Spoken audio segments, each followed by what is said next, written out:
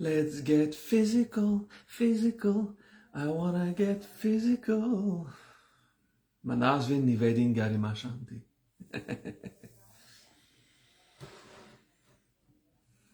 Breathe and pay attention inside.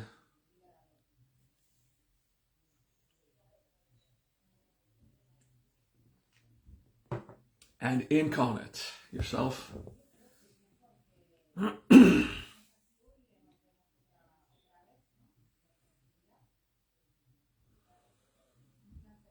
Let's take the time to put ourselves into good mood, the good state of being, present.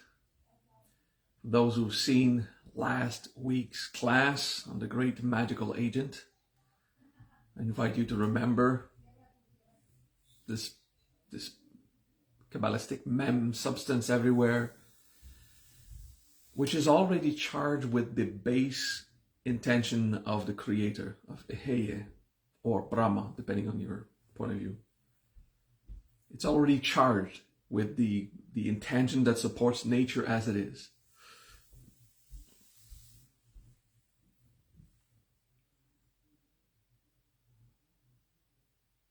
And it is possible for us to gather more of that agent, build a link with it, and affect it or influence it. Good. I see people slowly connecting. We give them time.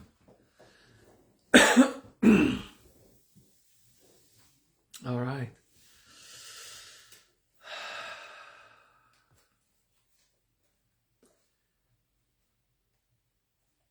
A good method to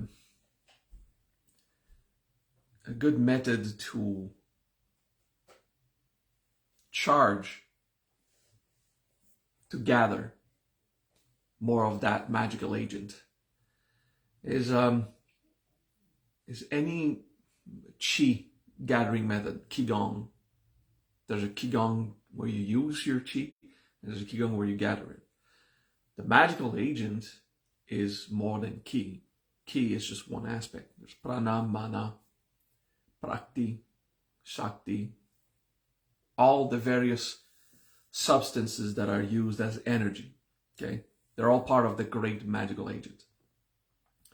So to gather more of that, you can do qigong, but you can also do prayer.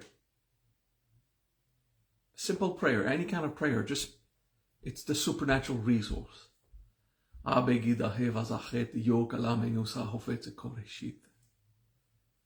Just the kind of recitation that is not spending that energy.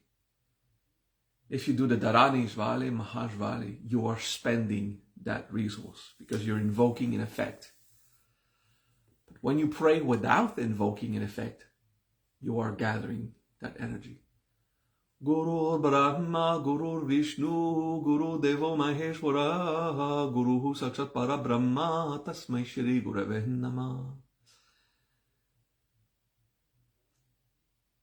So you find your preferred way to gather energy. And I recommend combining, not at the same time, don't pray while you do Qigong, for example, but you could combine, like you pray, and then you go and do Qigong. Having a good lifestyle, which I currently judge myself of not having. I mean, I eat well and I have good thoughts. I think well. I'm trying to be positive when it would be easy to judge and be negative. So that's good. But I don't have a good enough cardio. Winter in Canada kind of kills your cardio. You want to stay tucked in, which is not preferable. Nonetheless, a good lifestyle, good cardio, just basic exercise, something reasonable for your physical condition and age. Good nutrition and happy thoughts. Or, neutral thoughts if you can't have happy ones.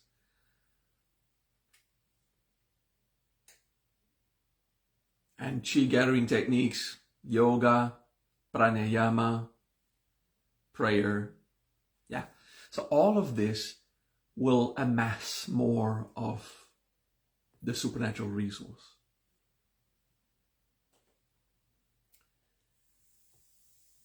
Then we can speak about spending that energy. I would say in the wonderful science of ritual magic, but there's absolutely nothing scientific about ritual magic. Aside from the fact that you will observe the effects. For something to be scientific, it has to be repeatedly reproducible with the same results. And in occult sciences, whenever you do a ritual, you see that something happens, but it's never the same. You don't control it. And it's magical. I mean, it cannot be scientific. Okay? Although, magic is science we have yet to discover. Let's play at making a distinction between what is scientific and magical. And in this case, it's magical. It is. We can repeat the process of a ritual. We will repeatedly see a result most of the time, but not always. But that's, in science, they would say, in 78% of the time, this happened. So that's cool. But the thing that happens, the result, is going to be so random because of first class of this year, entropy. Everything changes. It is such a complex meteorological system of convecting forces of causality and experiences, karma and dharma, and prakti. All the shakti invested in the natural world that moves, everything in like thermodynamics. It's just random, extremely organized chaos, non-Cartesian. Okay, so the entropy will make sure that the results of your ritual cannot be specifically chosen. But the desire that really animates you, if a core desire, you will get closer to that and closer to that as you repeat the ritual. Now, the core desire, like I said, if your goal is to gather money, ask yourself why. Then if you have a reason other than purely gathering money for the accumulation of it, I want to buy a better house. Okay, your core desire is to have a house. Focus on that. And be open that it could be financial. But focus on the house you want, where you want. And maybe the where you want is a bit controlling. So it constricts the possibilities. You want to have a house to live which kind of experience? Maybe you have to mourn the kind of house you want. I don't know, for 15 years, 20 years, I've used the idea of a house. Now it seems appropriate. For me, at least. Which is not a house. For me, I want to have an option to live a specific experience. To be comfortable in a place where I can easily access friends and services.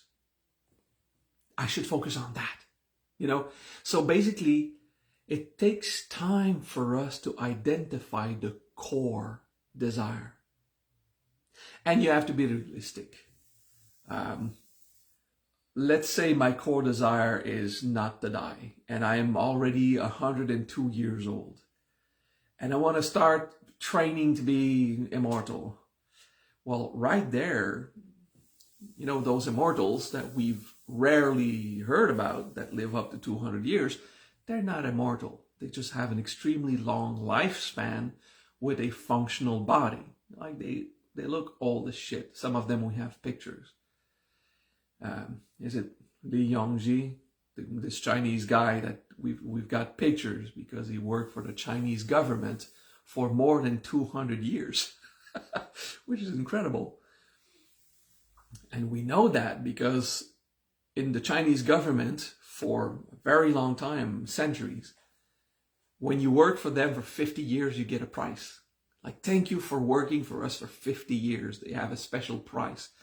And I received a few of those.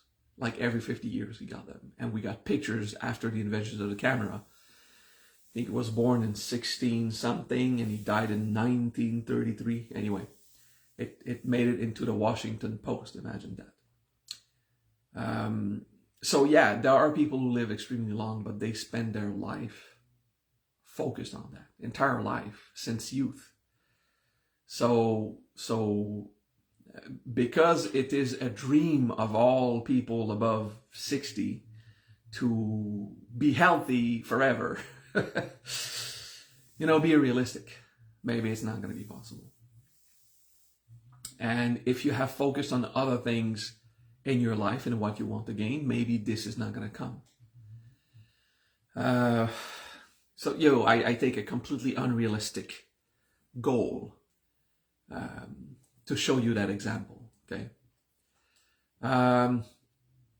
For me, to have the health I had when I was 25, lifting 50 kilo with one hand and climbing stairs, not even breaking a sweat, I was so ridiculously strong. We needed to move a fridge, and the other guys were just not good at moving furniture. I just go, leave me. I took the fridge in one hand, hanging on my shoulder. I opened the door with the other hand. I climbed the entire 20 stairs. And it was like, I was like that. I was a machine. And it degraded. Now I'm not a machine. I'm not a broken machine. I'm just an old human. 50-year-old human. And I've dreamt of having this trait again, and everything in nature, even the elementals told me, bro, what you want is peace with your body. So I had the idea, if I was strong like I was in the past, I would finally be at peace again with my body. But the chief elementals, the king elementals, they're the one who told me, following the laws of nature in your current condition and power, mourning the image of yourself when you were 25 is the way to achieve peace with your current body. Okay. Now, first I had to break my pride of how, I got a lot of attention from the physical strength and the agility I had when I was 25, 20 to 30. I was like, people were like, shit, I thought you were a nerd. I didn't know you were that strong. That was good on my ego, So I had a lot of pride of it. Broke my heart. So anyway, I shared a personal story, hoping that you will recognize some aspect of you on being realistic. And sometimes what I wanted was not be like when I was 25, is to find peace with my body and basically respect where I'm at was the best. So personal growth is what I needed, not ritual magic. But then ritual magic can take the current possibilities and boost them. And yes, I will be much more functional and happy.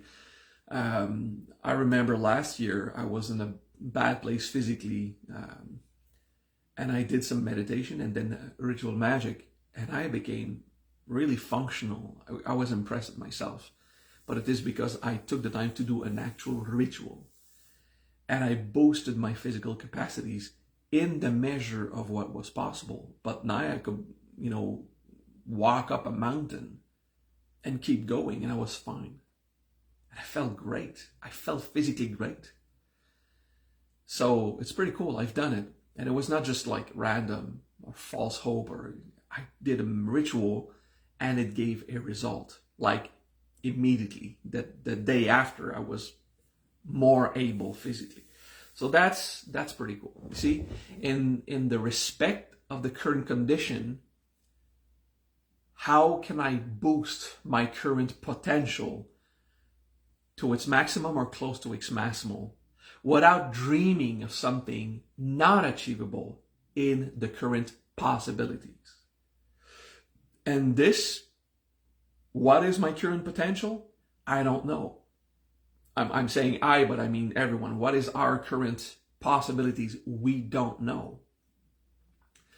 Forcing ourselves beyond our maximum will hurt us. When you push a machine at 110%, it actually uses it. It breaks down. You should never give your 100%.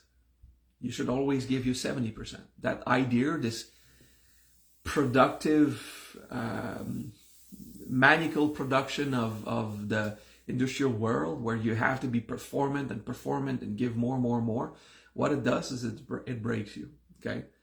You should give your 70%, so you have this 30% backup in case something goes wrong. You still have energy to face a breakdown, to face a bit of tiredness, to face a cold, a flu, sickness. You have some energy left to go through the motion. But if you feel you're incapable of giving more than 25%, maybe you have something to work. Okay, so personal growth, gather resource, do a ritual to give yourself back those possibilities. Okay, that was his preparation speech. Now let's talk about the wonderful science, the unscientific science of ritual magic. In the occult world, there is so much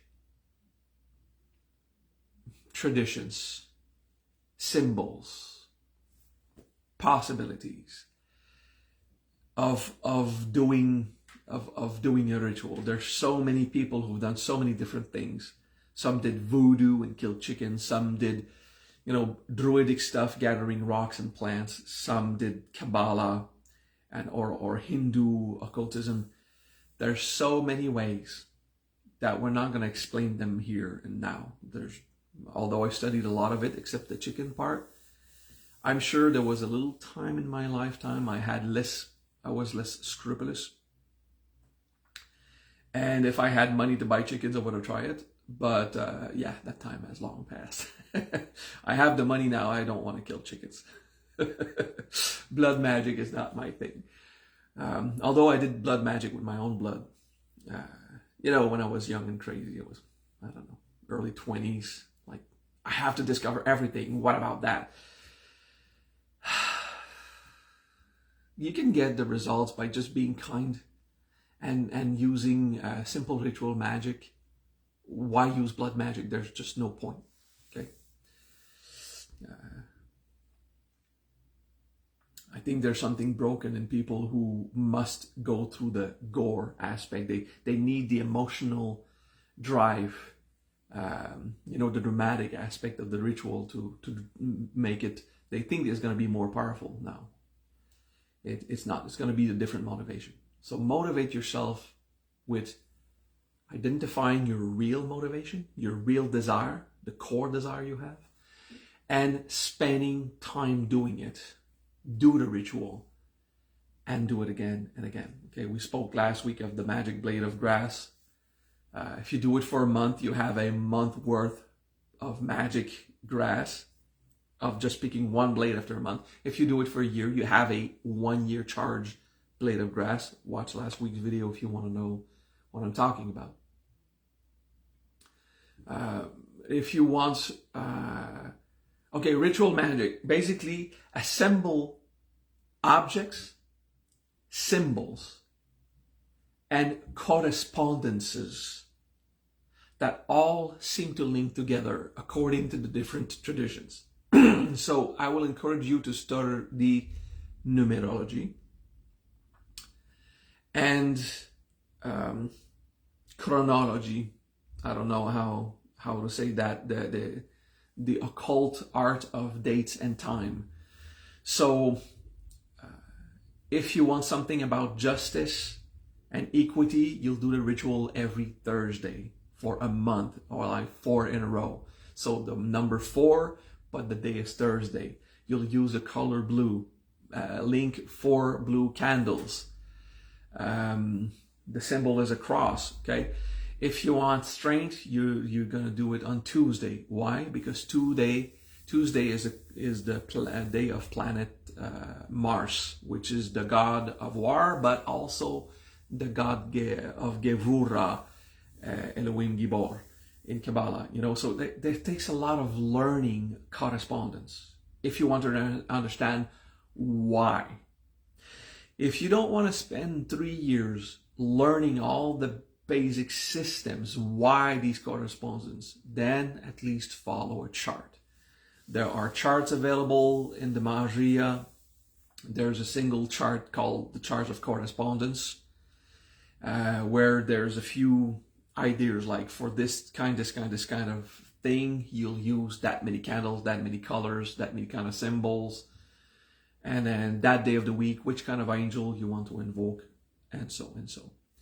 If you want much more details, there's a book called The Seven Seals, and you can acquire that book, and but mostly you can also ask your friends who have read it or have it.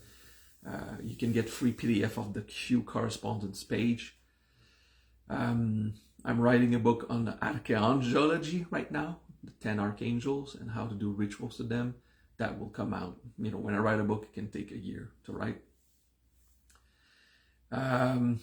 So anyway, bring correspondence. The correspondence is combined together stuff that correspond together.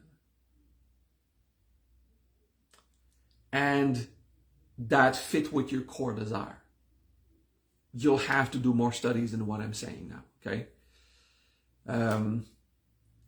I know in the English language, Tuesday doesn't seem to sound like March, but in French it's mardi for the planet Mars, and in Spanish it's martes, okay? Jueves, Jupiter, in French, jeudi. So it gives you an idea of where the days of the week correspond to the planets. Now, about a question that some asked in the past, the fact that there was a time the days of the week were not in that specific order. They have been reorganized. It doesn't matter, because we say it is Thursday, the day of Jupiter. Jupiter is now on that day. After centuries of saying Thursday is that day of the week, then you do it on that day of the week.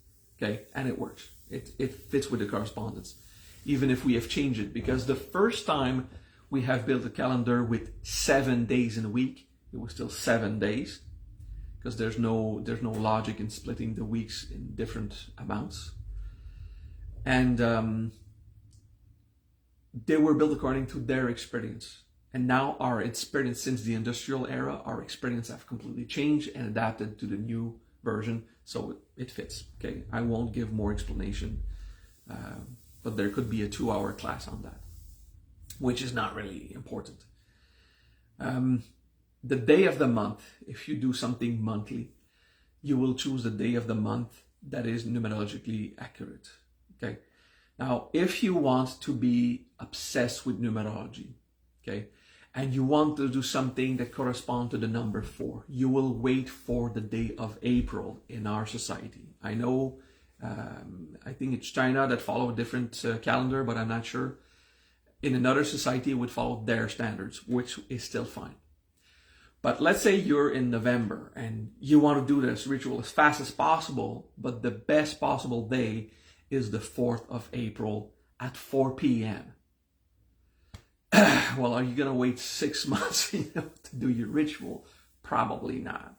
So do it on the 17th because it's a Thursday and you'll do it at 4 p.m. Okay? Just, you find the correspondence that you can gather in the period of time where you want to do the ritual. Now, a repeated ritual that you want to reinforce a specific power, you will do it every day for a certain amount of days, or you will do it every Thursday. So every week. It will take more time, but it will project over many weeks your intention. And if you want to have an intense agglomeration, you'll do the ritual every single day. I'll give you another example.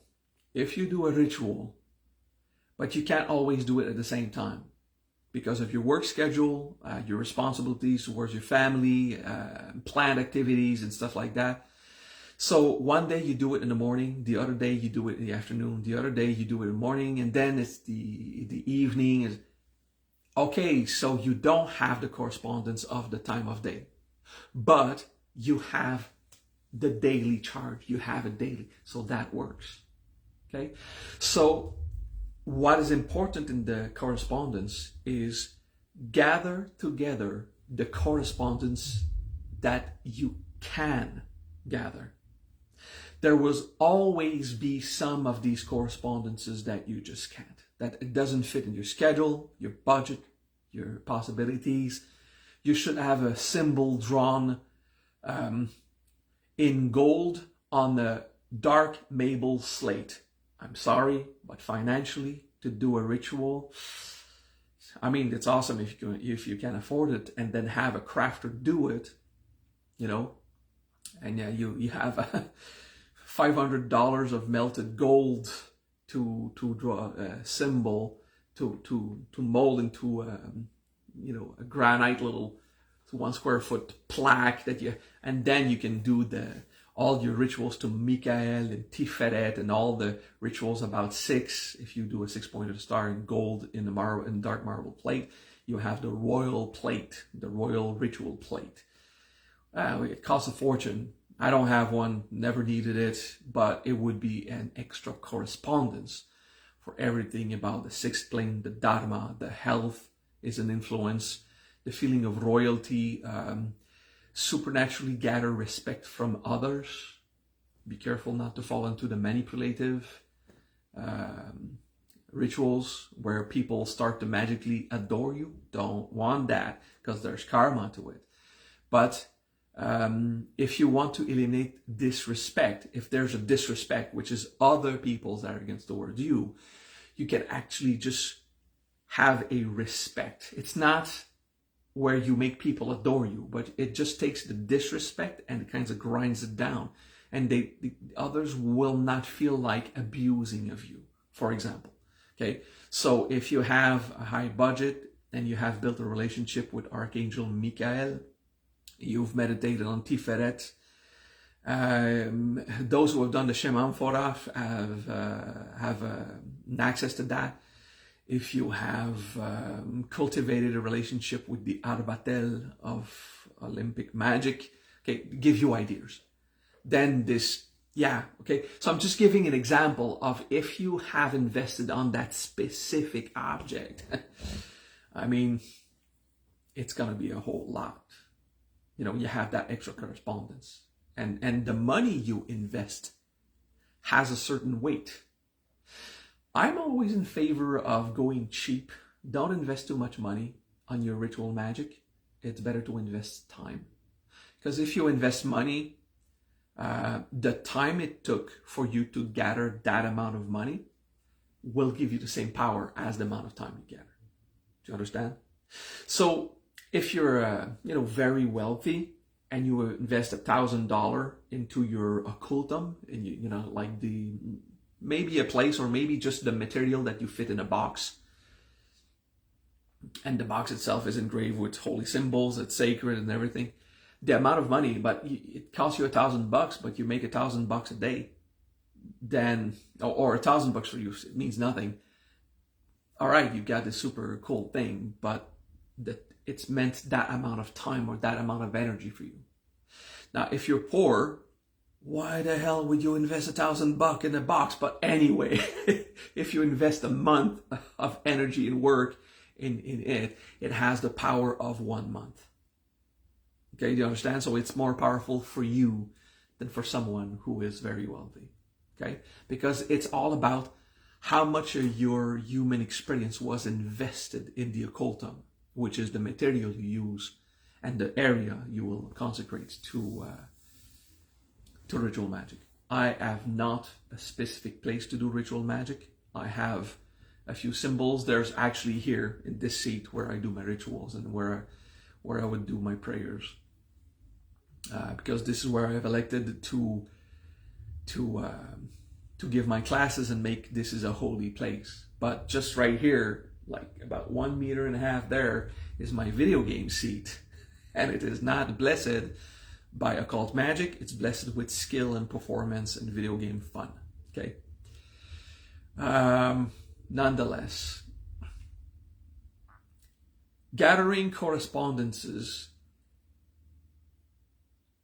about, following your gut feeling and how you like it. Okay, I have to give a warning about your improvised correspondences.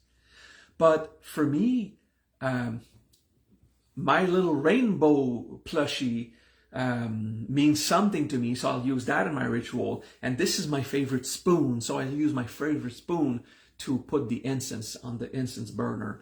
And you start to make basically what I call the pizza ritual, where you just throw on your pizza, whatever, and you cook it, and you say, hey, let's find out how it comes out. Improvised correspondence have a form of power, but it's extremely weak. Why? Because these are correspondences that have only to do with you.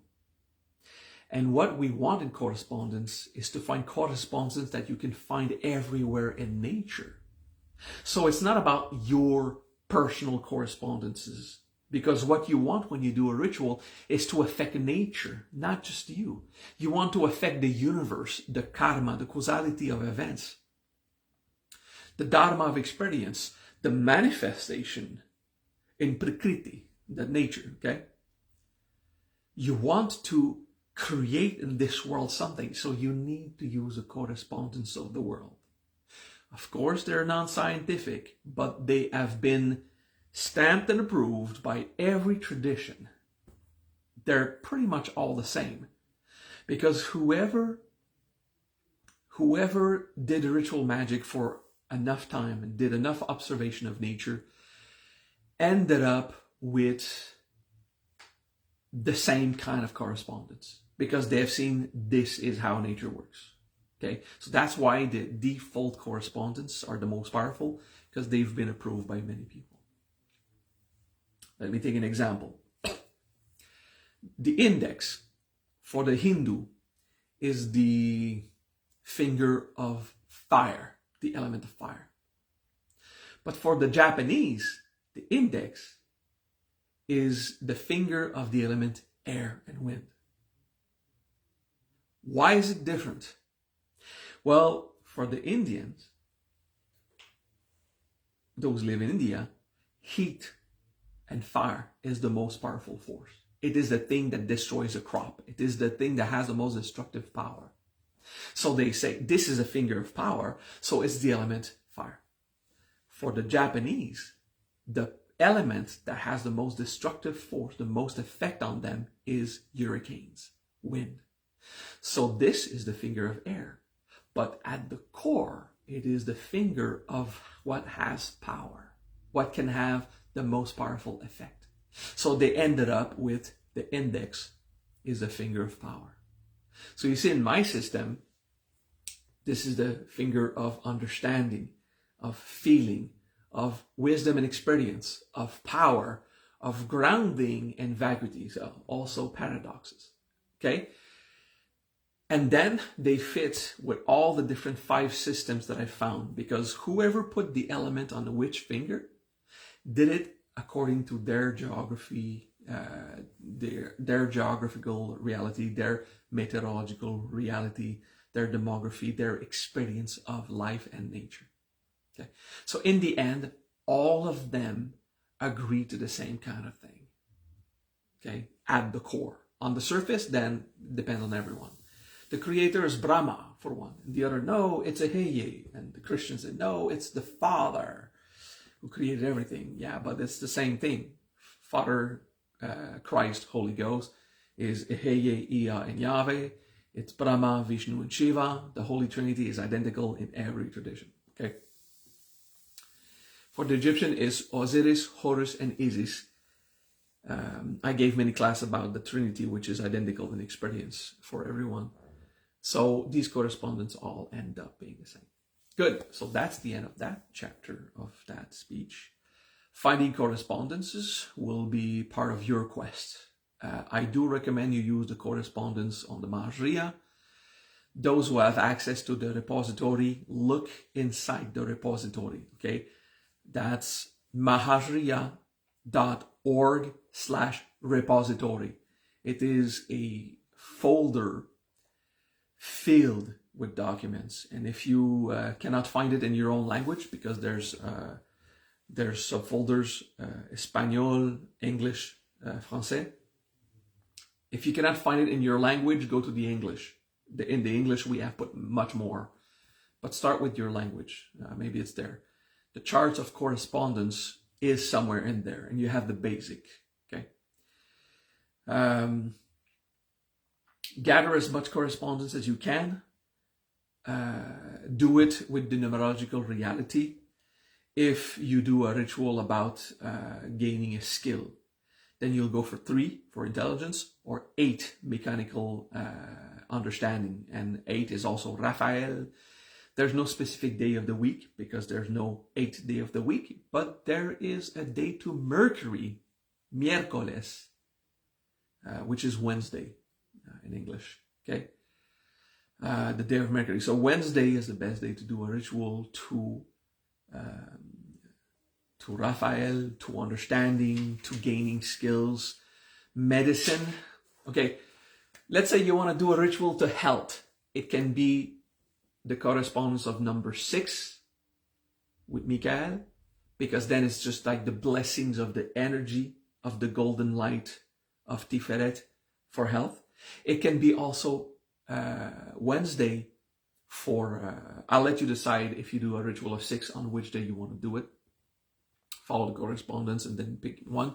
But you can do health through Raphael, which is the medicine man, the doctor.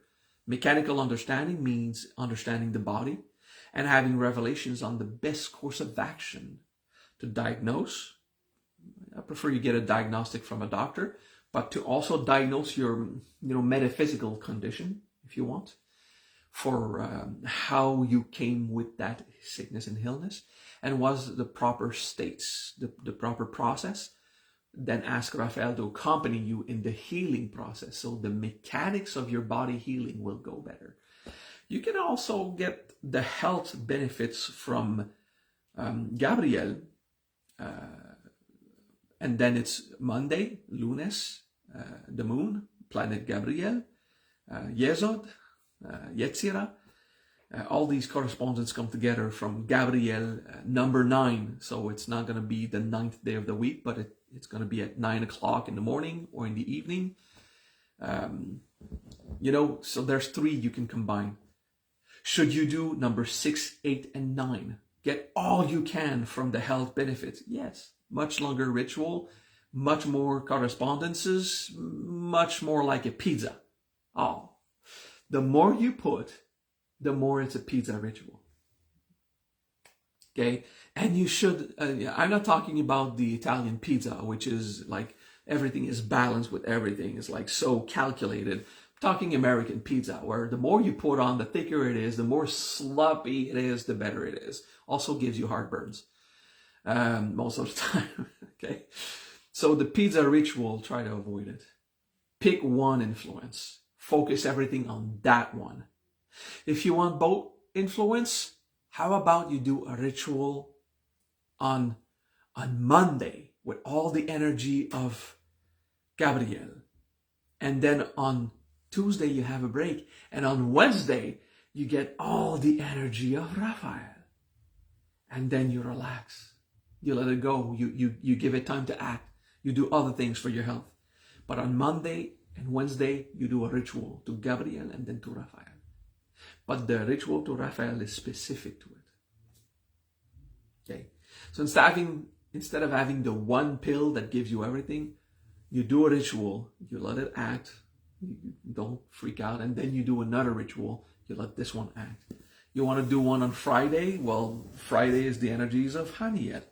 So it will be not for your health, it will be just a celebration of nature and how you're happy to be in this world. And then the joy of being in this world might have a bad side effect to your health, but it would be, I'm comfortable in my body, I'm comfortable in this world. Okay, you do one on Friday. I'm giving you example, okay? Use correspondence to be creative, but avoid pizza rituals. Please avoid pizza rituals. There's one pizza ritual that could have been a pizza ritual that I have approved, but it became a masterpiece of occult science built by Tara Bejaye. It's called the U-Bowen, the uranium Shin Bowen. I don't know why, out of shame or guilt, but I like the word Shin Bowen also. So I don't know how they call it today, but I think it's a combination of 69 mantras. And there's triangles, circles, and crosses, and squares, and it's like everything is screaming pizza ritual, but it is so balanced. It's just one at a step. It's like a process. And it's a ritual of beauty and perfection of occult and esoteric science. It's perfect, okay? It's beautiful. But there are 69 components. That's 69 mantras, plus the shapes, the colors, and like it's full. But it's just so well balanced. Then Tara Bejaye proceeded to make another one. I said, that's an insane pizza ritual. Stop that. Stop it. Don't do this, okay? Rule of thumbs, make it simple. Focus on one thing. Let's say I want to pray the entirety of Arbatel, all 7 of them. I will not ask anything. Or I'll ask something extremely general, like, I want to have peace of mind, simple life. Like, I'm not asking something specific. I just want it to be simple. And I pray them all. If I want to be specific, I'll pray 1 or 2 combined. But I won't start to put the too much, like it's numerology of 6 and 4. So I'm gonna have 6 yellow candles or golden candles and 4 blue, and it starts to be too complex, Although having 2 color candles can be fun. I mean, it is so tempting to add more. But being focused on your core desire and direct in your immediate correspondence to that desire is the most powerful ritual and the most direct route. And if you want to use 2 influences, let's say you want to have the house you want because of the experience you care for, you'll use experience is always 6, Michael, the type of experience you want, okay? But then you want to have the financial aspect, okay? Financial, you also put in 6. All right, it goods. All right. Let's say that you want to facilitate it happening, then you might want to use Raphael. Do another ritual to Raphael another time. Or let's say you want to manifest through the intervention of Vishnu, touchy feeling, but it's through a ritual to Raziel. Because then you are invoking, rewriting the matrix, supernatural interventions and stuff, much more complex. It only 2 candles, 1 black, 1 white, or 2 gray. And it is one that will change you. It will have a dramatic effect on changing you. So maybe you want to avoid that until you're ready for having your life thrown into the entropy. But hey, if you want a dramatic change, do a ritual to Raziel. Learn everything you can about Raziel and do that ritual of number 2, which means entropy, manifestation, but also duality, separation, like it is just, but it moves. And then combine with, at another time, your ritual to Michael of having the experience you want. That is good. If for you a house is security, go with 4, a square. It's to be grounded, it's to manifest. You want to have a house which is a square root. Then it's not about the experience. Experience. It's not about wanting to be with friends, Miguel. It's about having a place, feeling your roots. You'll do 4. 4 seems to be just as equity, but 4 is also a square of manifestation. 10 is about roots, but 10 is big. It's a big, long ritual. And your roots can mean so many things in 10. It's an entire world of possibilities. You want a house? Go for 4. If it's just to feel grounded, it's 4. There's an entire class on why 4 also means 10, okay, because of manifestation. I won't go into those details, but you see, This class on how to build a ritual, I'm not even telling you key components. I'm just throwing at you so many numbers and colors and stuff that you can't possibly remember from all that I've just said. In the end of that, then you'll probably want to rewatch that entire course and not take what I said for granted. What I've been trying to teach you and what I've been trying to inspire those who already know the correspondences, simpler is better. Many, many, many, many correspondences, a great number of correspondence about exactly the same thing. You do the number 9, it's Monday. If you have metal, it's silver. If you have a rock, it's simple granite or moonstone. If you have the money, you have a symbol engraved in silver into a simple granite slab. With a moonstone in the center if you want, and then but no shimmied ends so that you can put your stuff. If you want to have a bowl of water and rice mixed together, because it's also 9 and reflection and moon, and you'll do it at 9 a.m., 9 p.m. and there's 9 purple colors. The number 9 is both the color purple and can be blue secondary, so you put 5 purple, 4 blue. But it's still about having 9 candles of the primary and secondary color, which you have 1 more of the primary, so it fits. You know, you can have a whole lot of stuff, but it's not a pizza. Every single ingredient of that ritual is based on Gabriel, Yesod, Moon, Monday, 9, the colors, the stones, the metals. Everything is about that. Okay, so as many correspondence as you can logically and financially and comfortably acquire. Doing your rituals at 3 a.m. every morning might screw you up. But hey, if it's a 3 a.m. thing you need, you make your choices. But you should be comfortable in the correspondences you choose instead of breaking you up. Okay, as many as possible, but always focused on the direct access to that specific ritual. Instead of saying, I'm going to combine number 1, 2, and I need a 3 and 4 could do that, and 5, and you want to do all of them. All right, well, just do 10 years of personal growth. You'll have it. Cool. Oh my God, this class sounded like a pizza. Ugh. Like an American pizza pile of everything. But that's how you build a ritual. You do everything that corresponds together. Acquire the correspondent chart of the Mahajriya, start there, then learn about the other correspondences. And I know Feng Shui has one. I know, the flowers of Bach have one. Numerology, chromatology, like the science and art of color. The mystical science of stones, which crystal correspond to which effect. Learn it. Gather books if you have the means to. Google it. If you don't have the books, just Google it. Which stone is for that? Or the properties of stone, the properties of plants, of incense. Gather, build your ritual.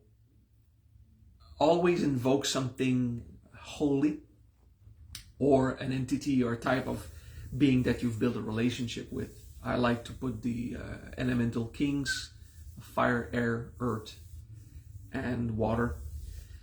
And then an archangel. That's my thing. I like to include the Arbatel, but when I do Arbatel, I don't mix the archangels. I don't do anything else. Just the Arbatel spirit and the correspondences. But that's to keep it direct and simple. Learn. There's so many possibilities, but learn them. In the end, they all mix together. And all the stuff that I just throw at you like quickly and apparently disorganized today, all I've thrown at you is what I've learned of these same charts, and I follow them all. Okay, I did not invent any of these charts except one, which is the one that has to do with the Arbatel. I didn't invent it. I followed the instructions of Henrik Cornelius Agrippa, as he is the one who created the system of Arbatel. And it's just that whatever other system exists about the Arbatel right now, I don't necessarily agree. I read the 1,000-page cryptic book from the 1500s, written in Old English, translated in very Old English, so hard to decipher. And I've made up my own mind, and you know what? I think it works. Not that my system is better than others. Their system works for their needs. The Golden Dawn and the Frank Masonry each have a different system of Arbatel, and it works, and it's beautiful. It does work. It's not just what I want. Okay, but I've looked at them, and they're not wrong. They're pretty good. Yeah. All right. Peace to all. That was my excited, very mind-filling, apparently erratic class. I love you all. And you don't have to do a ritual, but learn about it if you want to. That's how to affect the great magical agent. Repeat your ritual. Once might not be enough. But do it. Take the time to do it. It will work. Well, it's an influence. It will get you closer to the experience you want.